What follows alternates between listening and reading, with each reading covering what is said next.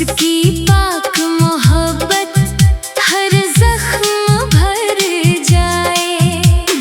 रब की रहमत का साया हर पल साथ निभाए। टूटा हुआ ये दिल भी फिर जीना सीख जाए। जब गम की काली बदली आकर मुझे सताए, उसकी नूरानी रहमत राहों को जगमगाए।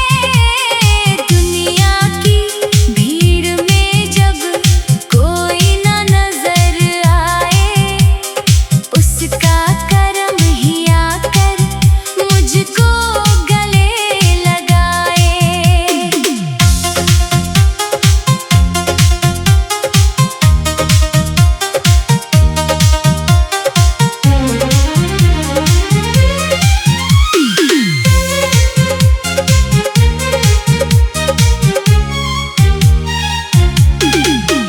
आंसू जो आँख से गिरे दामन को भिगो जाए, उसकी दया के मोती हर दर्द को बहाए। सूनी सी मेरी राहें जब वीरान हो जाए, उसकी हिदायत के दीप मंजिल नई दिखाए। हर सांस में बसी है उसकी ही एक सदाएं।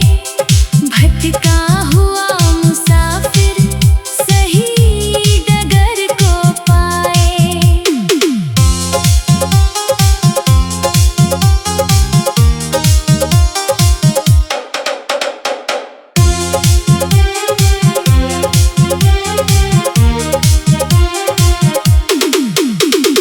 दिल की सभी दुआएं उस तक पहुँच ही जाए। खाली कभी न लौटे, झोली भी भर ही जाए। नफरत की आंधियों में चाहत का फूल आए, उसकी पाक रहमत से हर दिल महक सा जाए। जब रात बहुत गहरी तन्हाई घेरने आए, उसका नाम लबों पर उम्मीद नई जगाए। सजदे की वो घड़ियाँ रूह को सुकून दिलाए। बिखरे हुए अरमां भी फिर से संवर ही जाए। हर ओर अगर मुश्किल दीवार बनती जाए, उसका करम मुसाफिर रास्ता नया बनाए। दुनिया के झूठे रिश्ते एक दिन दूर हो जाए, उसकी वफा के चर्चे दिल में सदा समाए। रब की अता से सूखा गुलशन भी खिल सा जाए, उसकी पाक मोहब्बत हर जख्म भर जाए।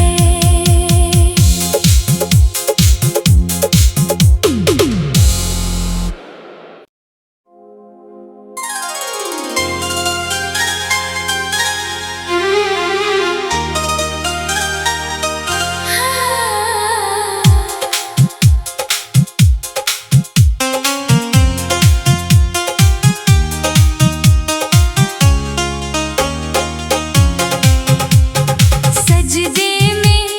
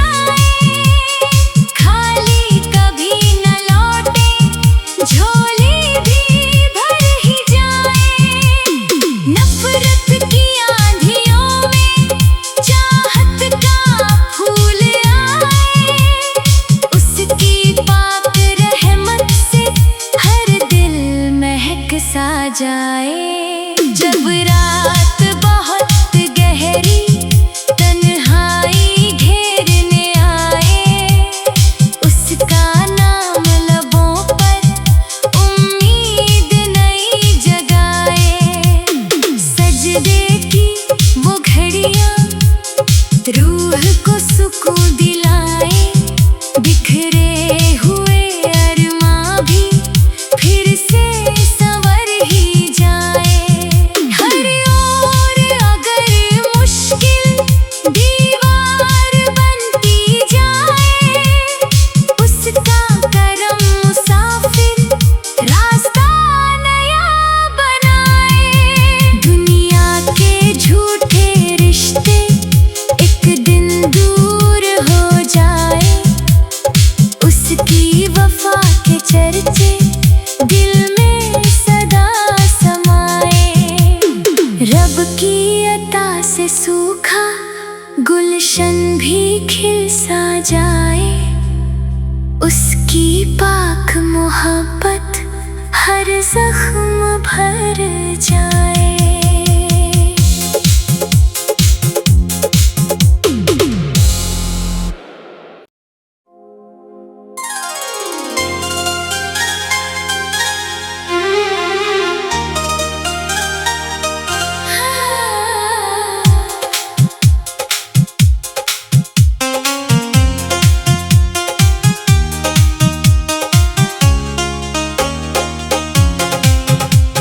सजदे में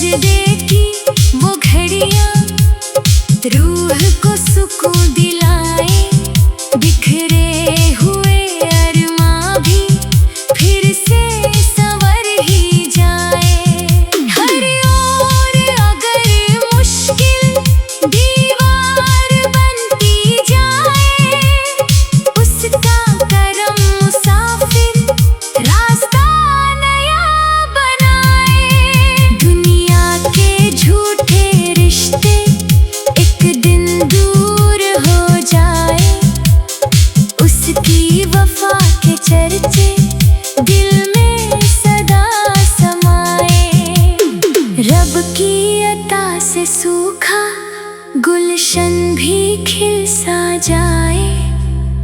उसकी पाक मोहब्बत हर जख्म भर जाए।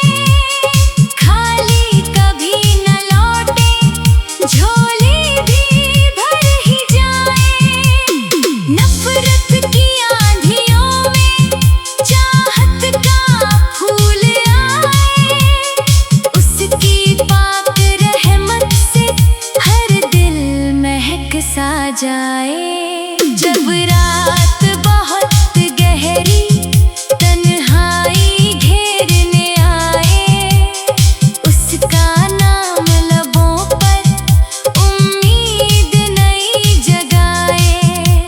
सजदे की वो घड़ियां रूह को सुकून दिलाए, बिखरे हुए अरमां भी फिर से संवर ही जाए। हर ओर अगर मुश्किल दीवार बनती जाए, उसका करम मुसाफिर रास्ता नया बनाए। दुनिया के झूठे रिश्ते एक दिन दूर हो जाए, उसकी वफा के चर्चे दिल में सदा समाए। रब की अता से सूखा गुलशन भी खिल सा जाए, उसकी पाक मोहब्बत हर जख्म भर जाए।